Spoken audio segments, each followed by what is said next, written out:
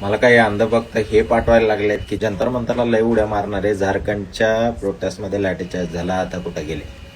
आता आम्ही नीट पेपर लीकच्या विरोधात आंदोलनं केली, जी भारतातल्या सगळ्या स्टुडंट्ससाठी ती एक्झाम होती आणि त्याचा इम्पॅक्ट डायरेक्टली भारतातल्या जेवढे स्टुडंट्स आहेत त्यांच्यावर पडला होता. आणि मेन अडचण म्हणजे ही झाली की विद्यार्थ्यांनी सुसाईड केल्या. ही गोष्ट मला पर्सनली अपील झाली होती, म्हणून मी आवाज उठवायचा प्रयत्न केला. आता मी आवाज उठवला, हजारो लाखो लोक होते तेव्हा ज्यांनी अन्यायाविरुद्ध आवाज उठवला. आता हे बाकीचे लोक रील पाठवणारे आणि अशी मतं मांडणारे कुठं होते तेव्हा?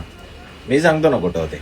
आणि एक तर तेव्हा अँटी नॅशनलचा अजेंडा चालवला किंवा सरकारची जीवचोरी करण्यात गोष्टी पोस्ट करत होते.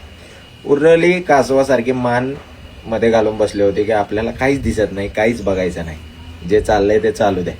विद्यार्थ्यांच्या सुसाईड झाल्या हे सुद्धा त्यांना गोष्ट वाटली नाही की आपण काहीतरी बोललं पाहिजे. मला यातलं एक पण कुठे बोलताना दिसला नाही.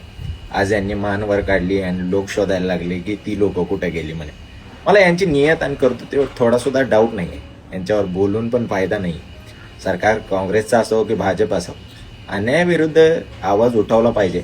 आणि झारखंडमध्ये जो लाठीचार्ज झालाय त्याचं समर्थन कोणच करणार नाही.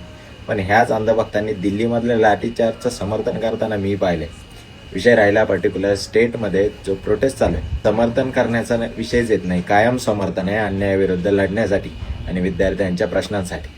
पण काहीच न करता घरी बसून नुसत्या पोस्ट टाकणे आणि उंटावरून शेळ्या हाकायची जी कामं चालू आहेत ना यांनी तेवढी मात्र बंद करा.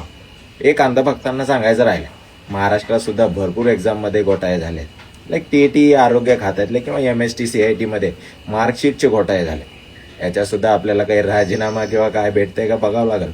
आणि तेव्हा सरकार भाजपचं जरी असलं तरी तुमचं समर्थन येतंय का नाही हे आम्हाला मात्र बघायचंय.